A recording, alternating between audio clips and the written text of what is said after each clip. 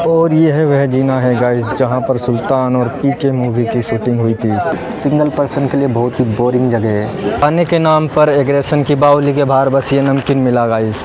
Hello guys, welcome back to the channel guys. आज मैं आया हुआ हूँ दिल्ली के एक ऐसी जगह पर जहाँ जाकर ऐसा लगता है कि वक्त रुक सा गया है। यह जगह इतनी शांत है कि कोई यकीन नहीं कर सकता कि दिल्ली जैसे शोर शराबे वाले शहर में इतनी शांत जगह भी मौजूद है। और इसके शांत होने के वजह से कई लोगों ने अफवाह भी उड़ा रखी है कि यह एक हॉन्टेड प्लेस है, लेकिन ऐसा बिल्कुल भी नहीं है गाइस, ये सिर्फ एक अफवाह है। जी हाँ, मैं बात कर रहा हूँ दिल्ली के एग्रेशन की बावली की। तो चलिए मैं आपको वहाँ पर ले जाता हूँ और आपको दिखाता हूँ एग्रेशन की बावली कैसी दिखती है।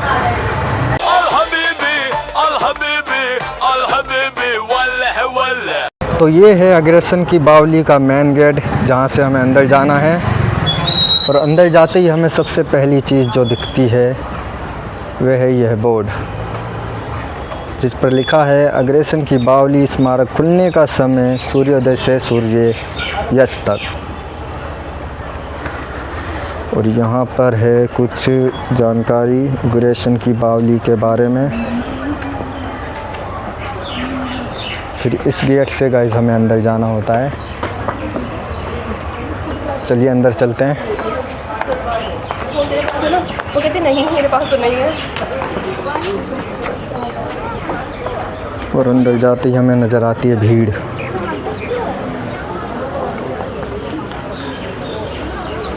बहुत ज़्यादा भीड़। तो अंदर आने के बाद ज़्यादा कुछ खास चीज़ें गाइस आपको देखने को नहीं मिलती। जैसा कि आप मेरे पीछे स्ट्रक्चर देख रहे हैं, इसकी हालत कितनी ख़राब हो रखी है। और भला ख़राब हो भी क्यों ना, ये है 500-600 साल पुरानी जगह है, तो जाहिर सी बात है हालत तो ख़राब मिलेगी।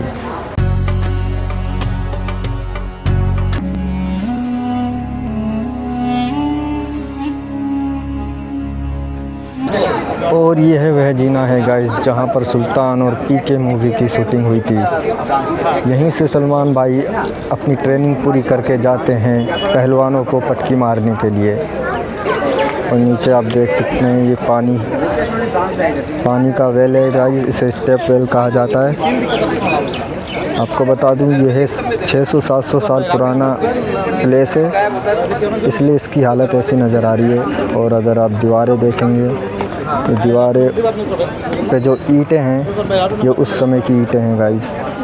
और अब मैं नीचे की तरफ जा रहा हूँ गाइस, नीचे से भी एक वीडियो शूट करेंगे। तो चलिए चलते हैं नीचे की तरफ। तो नीचे की तरफ कुछ इस तरह का नज़ारा देखने को मिलता है। ये जंजीरें गाइस आप देख सकते हैं, इस जंजीर से आगे आप नहीं जा सकते हैं। ये फुल स्टॉप है यहाँ का। और ये दीवारें हैं जो 500-600 साल पुरानी हैं।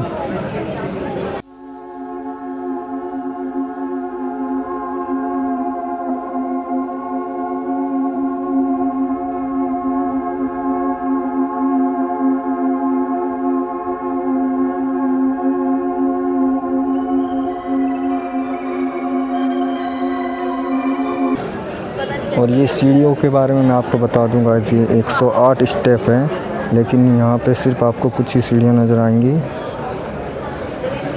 बाकी सारी सीढ़ियाँ इस पानी के नीचे है।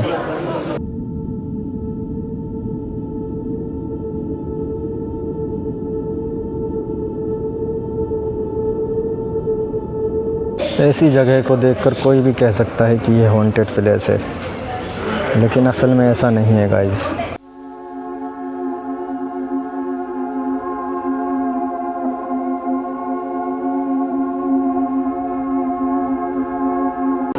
तो बस गाइस यहाँ पे और ज़्यादा कुछ भी दिखाने लायक नहीं है। ये सिंगल पर्सन के लिए बहुत ही बोरिंग जगह है, लेकिन कपल के लिए ये बहुत अच्छी जगह है, क्योंकि कपल यहाँ पर आके काफ़ी देर तक बैठ सकते हैं और बात कर सकते हैं, क्योंकि यहाँ पर शांति बहुत है। तो फाइनली इतनी देर बोर होने के बाद मैं वापस बाहर की तरफ जा रहा हूँ गाइस।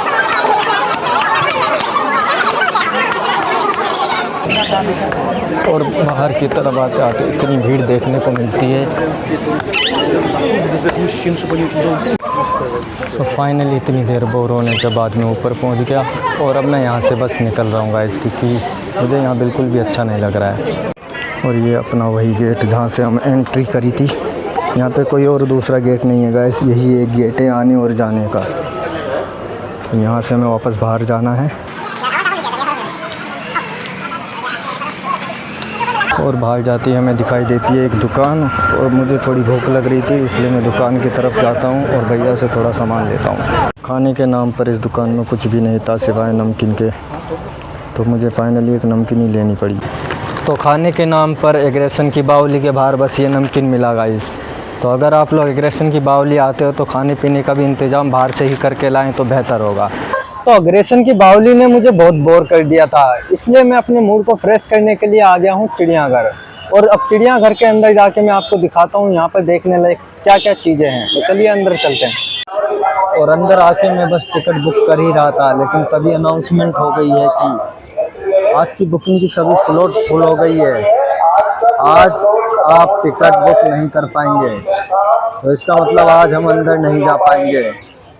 अगर मेरे पास टिकट होता तो गाइस मैं भी इन गेटों से अंदर जाता, लेकिन अफसोस कि मेरे टिकट बुक करने से पहले ही सारी टिकट की स्लॉट बुक हो गई, और ये लोग कह रहे हैं कि 4:45 तक गेट बंद हो जाएंगे। इसका मतलब आज टिकट लेकर भी कोई फ़ायदा नहीं होता। तो दोस्तों मैं कोशिश करूँगा अगली बार और किसी दिन आऊँ और चिड़ियाघर का व्लॉग शूट करूँ। जिस रास्ते से मैं अंदर आया था अब उसी रास्ते से वापस बाहर जा रहा हूँ। इससे अफसोस की बात और क्या होगी गाइस। कि मैं चिड़ियाघर आया और बिना किसी जानवर को देखे ही वापस जा रहा हूँ। खैर कोई बात नहीं, लेकिन मैं फिर दोबारा आऊँगा और आप लोगों को दिखाऊंगा चिड़ियाघर के अंदर कितने जानवर है और कौन कौन से जानवर है।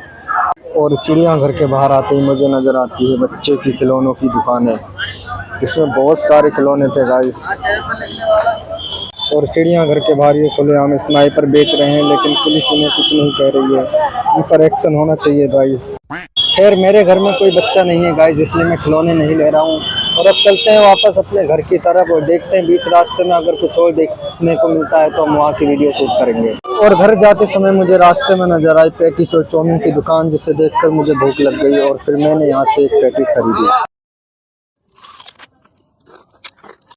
और चिड़ियाघर के थोड़ा बाहर चलने के बाद मुझे नजर आई खैर उल मनाजिल मस्जिद। मुझे लगा व्लॉग ख़त्म करने के लिए ये एक बहुत ही शांत और अच्छी जगह है। और अंदर जाते ही मुझे सबसे पहले नज़र आया ये बोर्ड, जिस पर लिखा हुआ था कि इस इमारत का नाम खैर उल मनाजिल है, जिसका अर्थ फारसी में है सब भावनाओं में उत्तम। और यहाँ पे मस्जिद के अंदर का मैप दे रखा है, जैसा कि आप देख सकते हैं किस जगह पर मिहराब है, किस जगह पर ईवान है, वजू हौज, कुआं और मदरसा।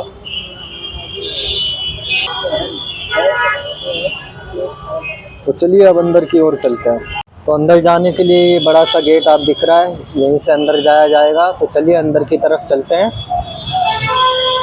और अंदर जाते ही हमें जो सबसे पहली चीज़ नज़र आ रही है दोस्तों, वो है ये बड़ी सी जगह, जहाँ तक है मुझे लगता है ये वजू खाना है। जी हाँ बिल्कुल बिल्कुल, ये वजू खाना ही है दोस्तों।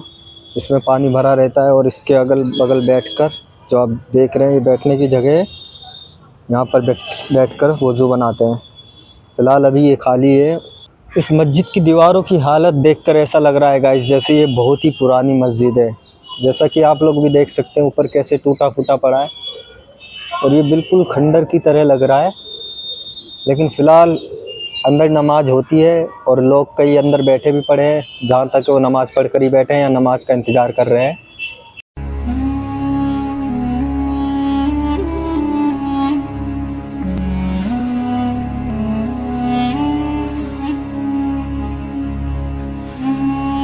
ज़रा एक नज़र इस दीवार की तरफ डालिए गाइस, देखिए इसकी हालत कैसे हो रही है।